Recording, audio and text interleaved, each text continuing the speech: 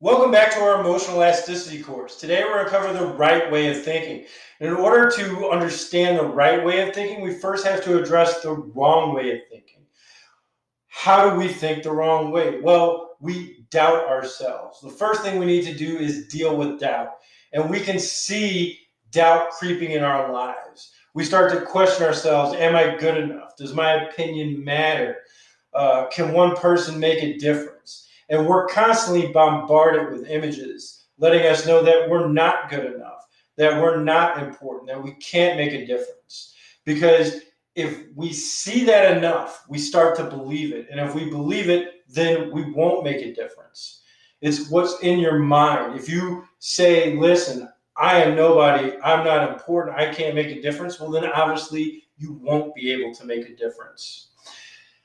And when you start to have those feelings, when you start to have doubt, then you start to create comparisons and you compare your assets to others. You compare vacations that you see on Instagram or Facebook to what you experience. And let me give you a hint. The grass is always greener on the other side. Why? Because it's fertilized with bullshit. Do you remember when they covered the one rapper that was taking pictures saying, oh, I'm flying around the world in my private jet? And then, of course, there was a person 2 rows back in the regular commercial plane who took a picture making fun of the fact that this person was posting all this fake stuff to Instagram. And and of course, they made fun of it on Yahoo and all these other places because it was easy to call them out. But a lot of times we don't see that. There's people who actually pay private jets to just take pictures in them. They don't ever actually fly anywhere, but they take pictures in the private jets just to make it look like they're that much more important. And of course, you're sitting at home and you're comparing yourself to that, thinking that's real, and it's not real. But if you believe it's real, then all of a sudden you feel you're not good enough. And then the doubt creates a snowball effect and it just gets bigger and bigger and bigger. And all of a sudden you feel like you're not important enough, you're not good enough. And then ultimately it's easy to manipulate you. It's easy to get you to do whatever they want you to do. It's easy to not care anymore about yourself or anything you do.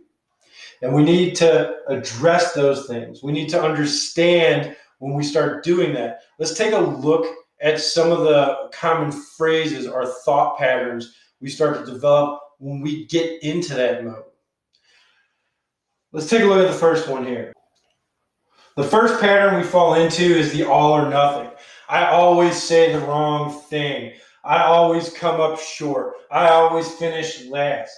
And what we're really doing there is we're boxing ourselves in. We're putting ourselves in a no-win situation. And then we start to jump to conclusions, right? Oh, everyone's laughing over there. I bet they're laughing at me. They found out I did this and it was so humiliating. Guess what? Most people don't care. You could have a completely humiliating experience, and I promise you, no one's thinking about it 3 months later. Why? Because people are concerned with what's going on in their life. And yeah, in the moment, somebody might laugh at something when you fall on a rock or when you mess up a line in a school play. There may be something where people make fun of it for a day or a week, but guess what? After that, it doesn't really matter. Why? Because everything else in the world is continuing to move forward. And if somebody keeps harping on something, if somebody focuses on that, everyone starts to laugh at them. Hey, you're living in the past. You don't matter. So no one continues to hold on to it. No one's going to keep thinking about it. But we do because we think about ourselves. And that was a low point for us. And that just leads to us continuing to jump to conclusions. So we need to avoid doing that. We start to have emotional reasoning where if we feel bad, we felt we must have done something wrong. And this is where a lot of gaslighting takes place because we have the all or nothing going. We start jumping to conclusions, and all these things just build and build and build on each other. We just continue to feel worse about ourselves. Then it's easy for people to manipulate us with gaslighting because of emotional reasoning. They make us feel bad about anything we've done or how we think, and then guess what? We must be wrong. We must be wrong because I feel bad. And that's a horrible way to think about things because there's no real logic there.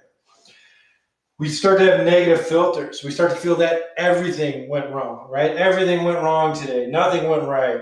Really? Nothing went right? You woke up this morning. That must have went right. You're breathing. That's right. You didn't have an accident on the way to work or school. That went right. There's a lot of things still going right, and we need to acknowledge that. We need to appreciate that, and that's going to help us get off of this negative filter, this continual spiral that's going to ultimately lead to depression. We need to address that. If we don't, then what of course we do, we start to magnify things, which we kind of touched on with the creating comparisons. We look at things that maybe we don't feel we're the best at, and then we find somebody who is the ideal person for that. Oh, I can barely make a free throw, but the guys in the NBA, man, they shoot 3-pointers all day long. I'm nothing. Well, guess what? 99% of the population don't play in the NBA. Big deal. So you can't shoot a free throw. Who cares? Is that going to matter in the next 10 years? No, it's not. So why do we do that? We do that because we're just continuing to dump ourselves, because all of this is just taking us on a downward spiral, and we just keep getting more and more momentum. So then we just go ahead and start to dump on ourselves and make ourselves feel worse. And then we get to the shoulds, where all of a sudden nothing can be right because everything should have been better. I should have done this. I should have done that. I should have done this. You're never going to be perfect. Nothing is ever going to be perfect. This video, not perfect. Is there better ways to produce it? I'm sure there is. Is there better sound quality that I can get? Of course there is. Should I have done it? Why? Why should I have done it? What if it takes me 2 years to find the perfect mic that would have worked for this to make it better? What if it takes 2 years to go ahead and find a better video camera? In those 2 years, what if people didn't see these videos and people died? Was it really better that I waited because I should have used those things? No, that's horrible. That's why everything's being produced. That's why even when I do find better mics, when I do find better video cameras, guess what? These videos are going to stay the same because it's a process. Everything in our life is a process of overcoming adversity and getting better and getting stronger and moving forward. And that's what we need to do. We see these patterns happening. You now know what these patterns are, and then you can go ahead and stop them from continuing to go downhill. You can stop it and actually go back up. You can overcome this adversity. And let's take a look at how we're going to do that. The first thing we need to do is remember we are worthy. Let's just take a look at God's love. In the prodigal son, the guy had spent his inheritance. He had spent it all on hookers and booze. He gambled everything away. And guess what? God welcomed him back because there was nothing more important than the human soul. And if we're the most important thing to God, if our soul, our well-being is more important than anything else, then we're pretty much worthy of anything. And we need to recognize that and build off of that. That should be part of our base. We need to acknowledge our growth. If we're going to compare ourselves to anyone, it needs to be our previous self. What we were 2 years ago, what we were a year ago, 3 years ago. We need to make sure we're progressing. If we're looking back and we say, well, I'm not as good as I was 2 years ago, or I'm not as good as I was a year ago, you've already started to go downward in the slope. Recognize that and say, you know what? I'm better in that I recognize this. I'm better in that I recognize that now. I'm better that I've accomplished this, that I understand that. And then we can start to turn that around. Acknowledge the different things you've grown from. You need to start celebrating victories. You need to start celebrating positive outcomes on a weekly basis, on a monthly basis. And it can be difficult, especially if you've already hit the bottom of the hill, because everything looks so far away that everything is climbing up this mountain. But you don't climb a mountain in a single day. It doesn't happen. It takes weeks to journey up that mountain, right? Well, it may take weeks, it may take months, it may even take years to get to the top.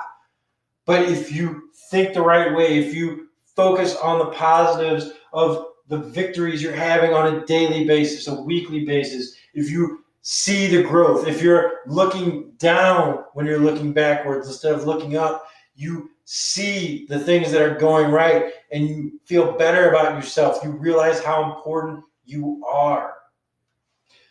You need to remember that life is nothing but trials and progression. It's funny because Usain Bolt has a quote out there that says something along the lines of, I ran for 2 minutes and everybody sees it and they say it's amazing. What they don't realize is I trained for years to get to that point. And people will give up on something after 5 minutes. And that's the truth, because we often only see the end result for someone. We don't recognize the journey people had to get there, because nothing is ever perfect for anyone. There is always a process. It's always moving forward. Look at all your big entrepreneurs. They almost all went bankrupt before they got where they needed to be. It's just the way it is. No one is dealt the perfect hand. It's just not happening. And we need to set goals, because that's something that can really help us get moving in the right direction. Start with small goals that are definitely obtainable. Hit them. Hit them for a daily basis. Hit them for a weekly basis. Hit them for a monthly basis. Then make those goals a little bit harder, that it gets a little bit more for you, that you're moving forward. And then guess what? Increase those goals again. And you need to continue that process, because if you continue that process, then you continue to grow and you have all this power, because all of a sudden you believe in yourself. You have more confidence, and all the negative thinking and all the negative filters and all the way people try to make you feel small and not relevant, that all starts to disappear.